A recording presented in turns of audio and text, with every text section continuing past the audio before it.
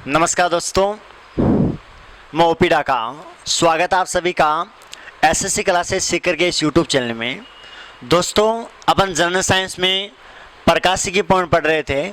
उसमें प्रकाश का अपवर्तन आपको पीछे वाली कक्षा में बता दिया। अपवर्तन में आपको अपवर्तन की डेफिनेशन बताई थी, अपवर्तन की थ्योरम बताई थी कि सघन से विरल में जाते हैं तो क्या होता है, विरल से सघन में जाती है तो किरण जैसे विरल से सघन में जाती है तो वेग में क्या परिवर्तन होता है, विलंब की ओर आती है, विलंब से दूर जाती है। कंप्लीट अपन ने डिस्कस कर लिया था। थ्योरम में प्रकाश के अपवर्तन की घटना की थ्योरम आपको समझा दी। इसके अलावा प्रकाश के अपवर्तन के नियम आपको बता दिए।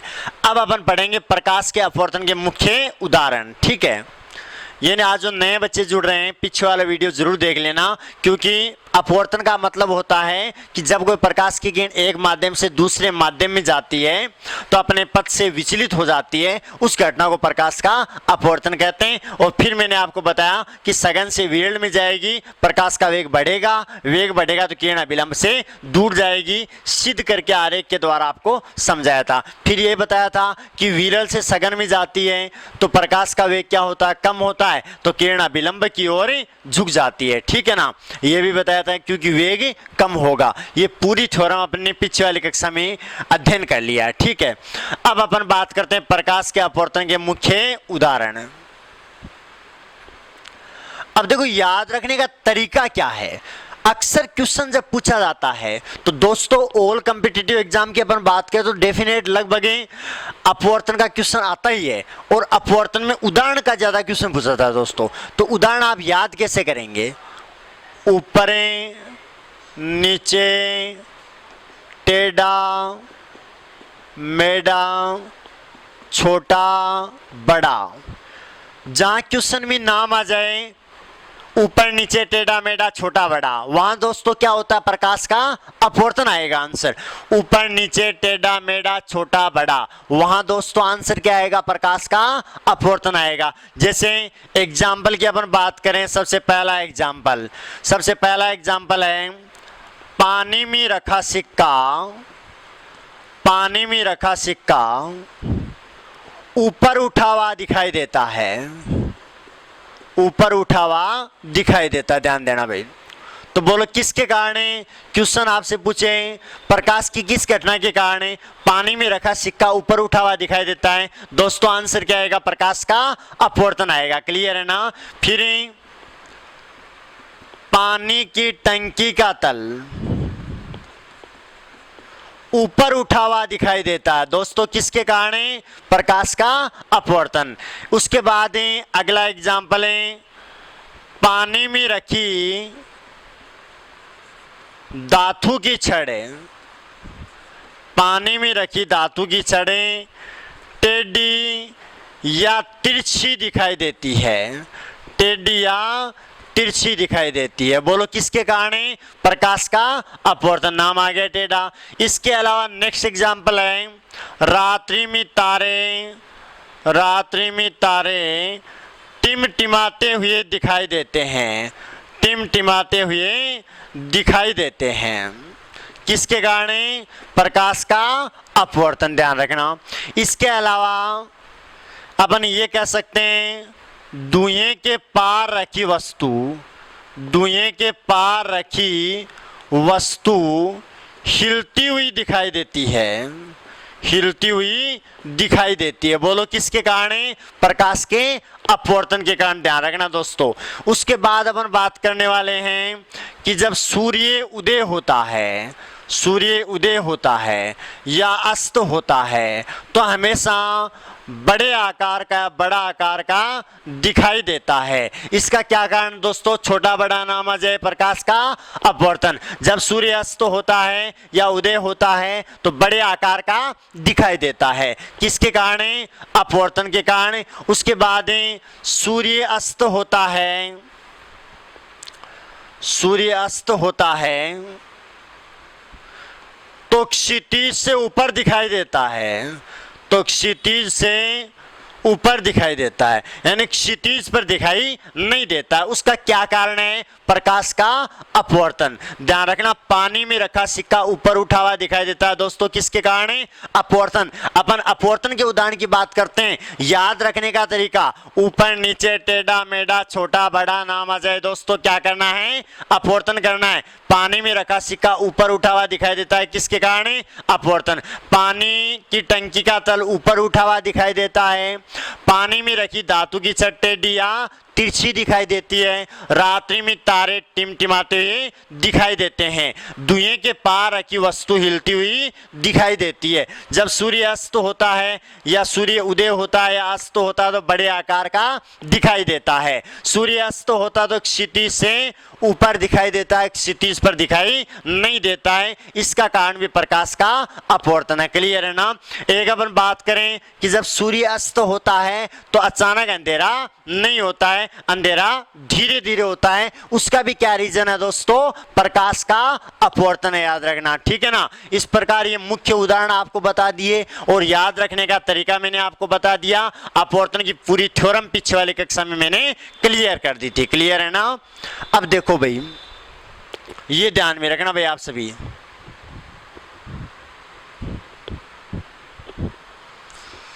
अब अपन बात करते हैं प्रकाश की घटना में, अगला पॉइंट लेके चलते हैं, प्रकाश का परावर्तन।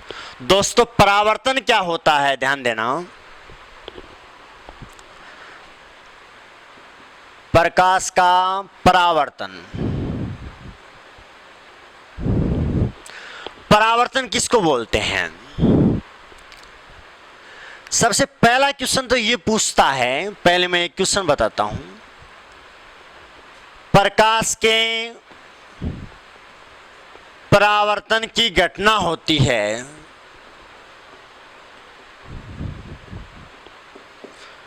पहला ऑप्शन उत्तल दर्पण, दूसरा अवतल दर्पण है, तीसरा समतल दर्पण है और चौथा सभी परावर्तक पृष्ठ, सभी परावर्तकी पृष्ठ। दोस्तों परावर्तन की जो घटना होती है वो सभी परावर्तक पृष्ठों पर होती है। ध्यान रखना भाई, पृष्ठ है वो परावर्तक होना चाहिए ताकि टकराकर प्रकाश की किरण वापस उसी माध्यम में चली जाए। तो दोस्तों करेक्ट आंसर क्या आएगा? सभी परावर्तकी पृष्ठों पर होती है प्रकाश के परावर्तन की घटना। क्लियर है ना? अब ये परावर्तन होता क्या है, इसके बारे में अपन अध्ययन करने वाले हैं। प्रकाश का परावर्तन क्या होता है दोस्तों? यानी प्रकाश का परावर्तन किसको बोलते हैं? पहले डेफिनेशन बता रहा हूं। जब कोई प्रकाश की किरण, जब कोई प्रकाश की किरण किसी परावर्तक पृष्ठ पर आपतित होती है, परावर्तक पृष्ठ पर आपतित होती है,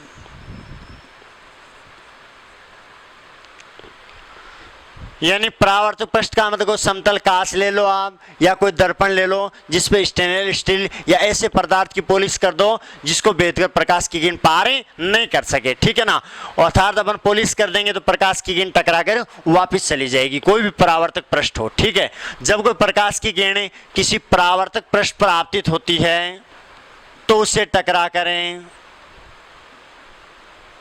तो उससे टकरा करें पुनः उसी माध्यम में चली जाती है, पुनः उसी माध्यम में चली जाती है। उसी का नाम क्या है दोस्तों? प्रकाश का परावर्तन। जब कोई प्रकाश की किरणें किसी परावर्तक पृष्ठ पर आपतित होती है तो उससे टकराकर पुनः उसी माध्यम में चली जाती है, उसका नाम क्या होता है दोस्तों? प्रकाश का परावर्तन होता है। जैसे ये अपन ने कोई समतल दर्पण लिया, इस पर ये परावर्तक पदार्थ की अपन ने पॉलिश कर दी। ठीक है? ये अभिलंब है, इसके साथ 90 डिग्री का कोण बना रहा है। ठीक है? ये प्रकाश की किरण आई, यहां से आने वाली किरण का नाम क्या होता है दोस्तों? आपतित किरण। क्या होता है? आपतित किरण। ये आपका क्या आ गया? परावर्तक पृष्ठ आ गया। ठीक है? फिर ये किरण यहाँ आएगी, टकराएगी, इससे टकराकर पुनः उसी माध्यम में चली जाएगी, ठीक है। और इस किरण का नाम है, टकराकर जाने वाली किरण का नाम क्या होता है दोस्तों? परावर्तित किरण नाम होता है। और आपतित किरणें और अभिलंब के मध्य कोण बनता है, कोण आई, जिसका नाम क्या होता है दोस्तों? आपतन कोण नाम होता है। क्लियर है ना? फिर परावर्तित किरणें और अभिलंब के मध्य कोण आर बनता है, जिसका नाम है दोस्तों परावर्तन कोण। क्लियर है ना? ये थ्योरम हो गई इनकी कि प्रकाश की किरण किसी परावर्तक पृष्ठ से टकराई और पुनः उसी माध्यम में चली गई, उसका नाम प्रकाश का परावर्तन हो गया। और आने वाली किरण ये आपतित किरण हो गई, ये अभिलंब, और ये टकराकर जाने वाली किरणें परावर्तित किरण हो गई। आपतित किरण और अभिलंब के मध्य कोण आई बनेगा, जिसका नाम आपतन कोण है। फिर परावर्तित किरण और अभिलंब के मध्य कोण आर, जिसका नाम है परावर्तन कोण है। बोलो क्लियर है ना? अब ध्यान ये देना भाई, प्रकाश के परावर्तन के नियम कौन कौन से हैं, ध्यान से समझना। प्रकाश के परावर्तन के नियम की अपन बात करें, परावर्तन के नियम की अपन बात करें तो सबसे पहला नियम तो ये है कि आपतित किरणें, परावर्तित किरणें और अभिलंब तीनों एक ही तल में स्थित होते हैं। सबसे पहली बात, यानी आपतित किरणें, परावर्तित किरणें,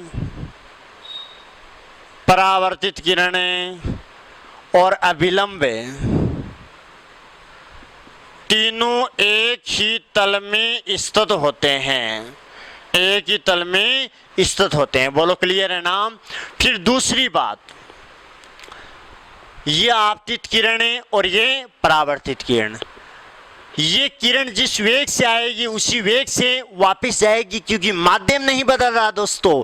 अगर माध्यम बदलेगा तभी वेग बदलेगा, माध्यम नहीं बदलता है तो वेग भी कभी नहीं बदलता है। क्लियर है ना?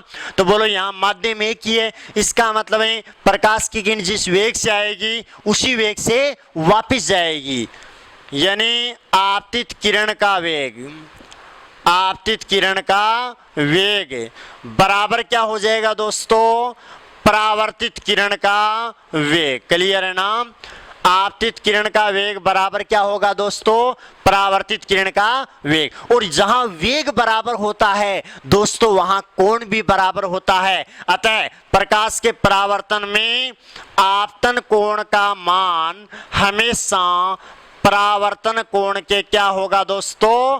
बराबर होगा। यानी प्रकाश के परावर्तन में आपतन कोण का मान यानी कोण आई का मान कोण आर के क्या होगा? बराबर होगा। बोलो ये किसके लिए सत्य है? कोण आई बराबर कोण आर प्रकाश की किस घटना के लिए सत्य है? परावर्तन। अपवर्तन में कोण आई का मान कोण आर के बराबर नहीं होता है, जबकि प्रकाश के परावर्तन में कोण आई बराबर कोण आर होता है, क्योंकि आपतन कोण का मान परावर्तन कोण के बराबर होगा, क्योंकि इनका वेग बराबर होता है। और जहां वेग बराबर होता है दोस्तों वहां कोण भी बराबर होगा। क्लियर है ना?